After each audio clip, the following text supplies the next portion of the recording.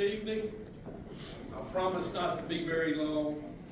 I appreciate the opportunity to come and be a part of this great conference. I commend the department, Dr. Isaac, Dr. Lynn, all of those that have worked so hard, from the staff to the students, to make Mississippi State proud and make the Rubin Department of Civil Environmental Engineering proud. I commend you for all your efforts. It's been a great conference. I'm sorry I missed the first couple of days, but I have been just totally impressed.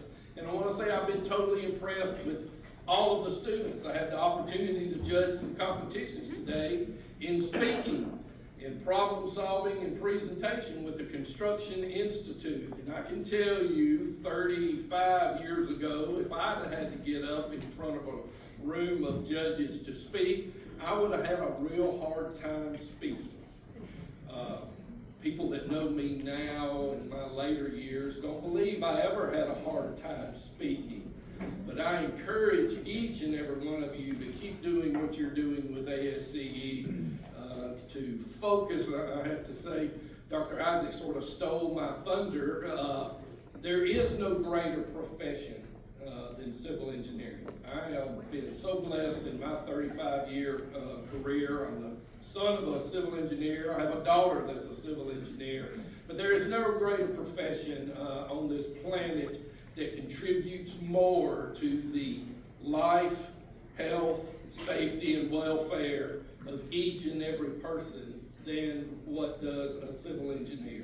No doctor, no lawyer, no accountant, no anybody contributes to the well-being of society and the continuation of society and the continuation of this planet. So take pride in that. Take pride in your studies. In Mississippi, I serve on the advisory board, and it has been our premise, and we still hold to, there is not a harder degree to get in the state of Mississippi from a university in Mississippi than a Bachelor of Science in Civil Engineering from Mississippi State University.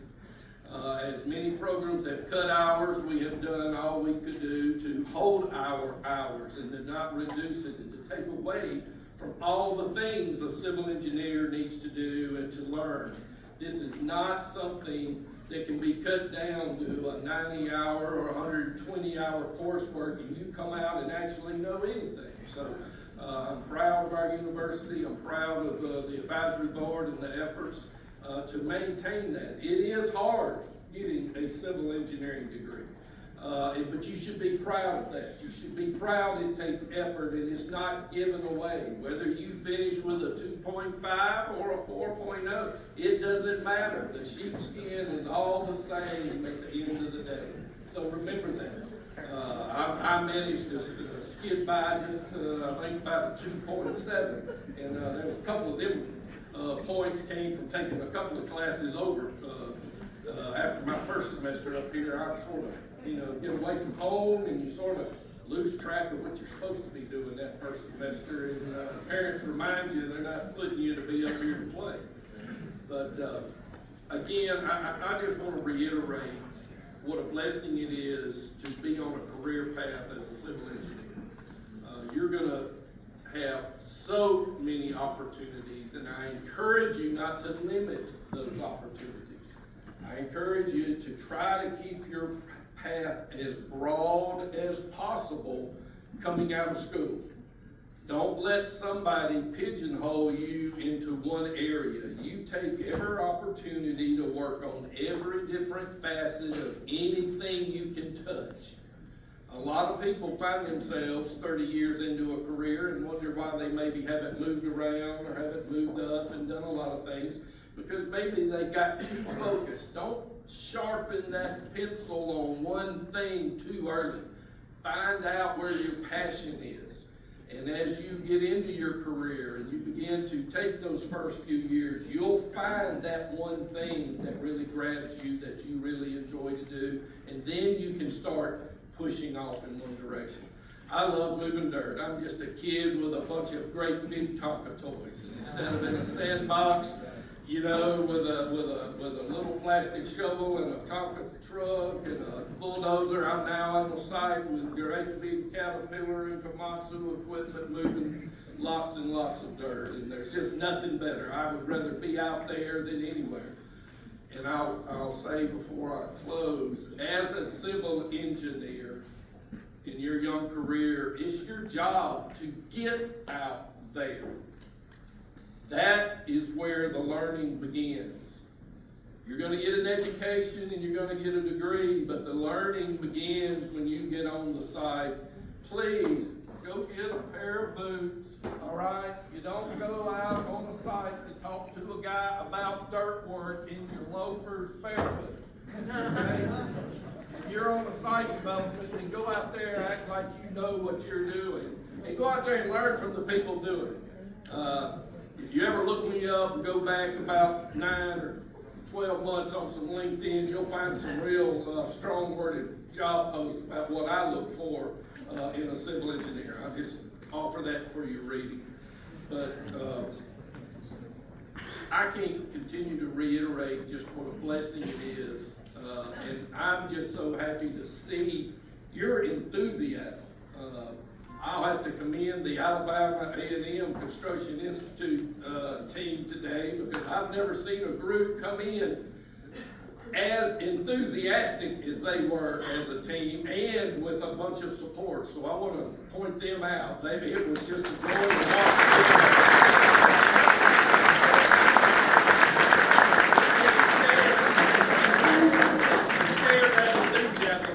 Teams did very good, but I wanted to point out that. And that's our job as engineers.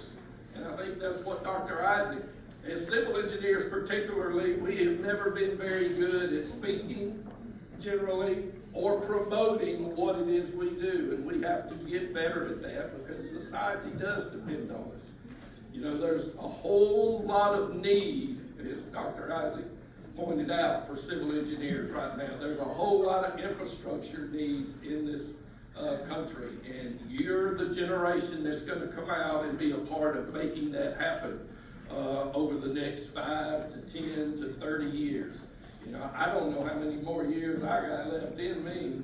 You know, there's some days I'm just about ready to want to go to the house, but I do love it, and it's been refreshing to me to see your enthusiasm and your participation here.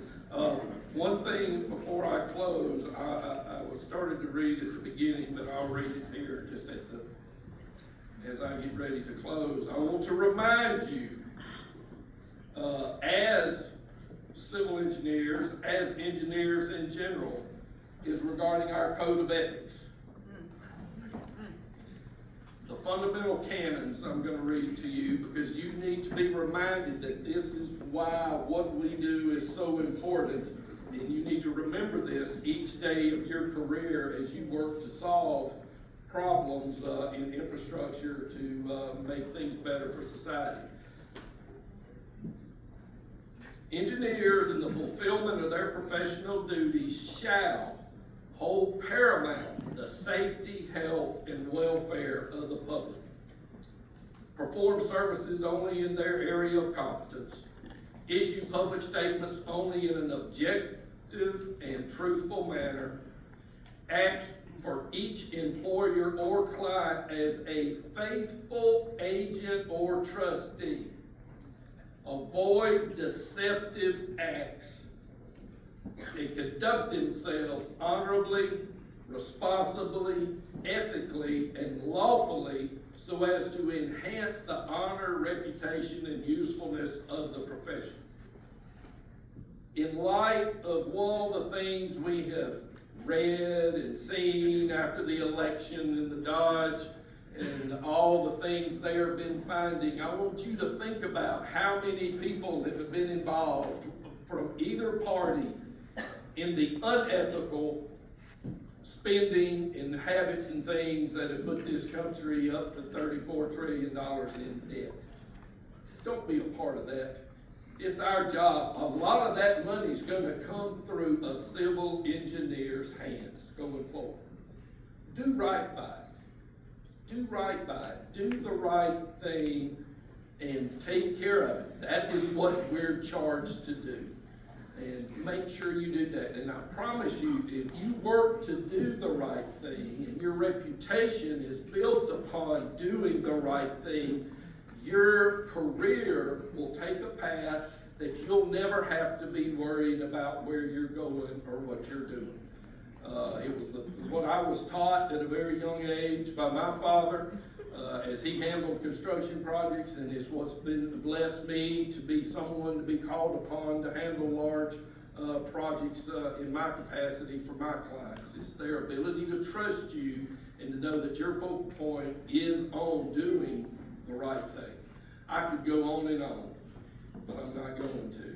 Again, I want to commend each of you for participating in this symposium, for being in civil engineering in your respective institutions, and continue to take pride in that and to work hard at it and to love it and work yourself toward a future that you can be very proud of. Thank you.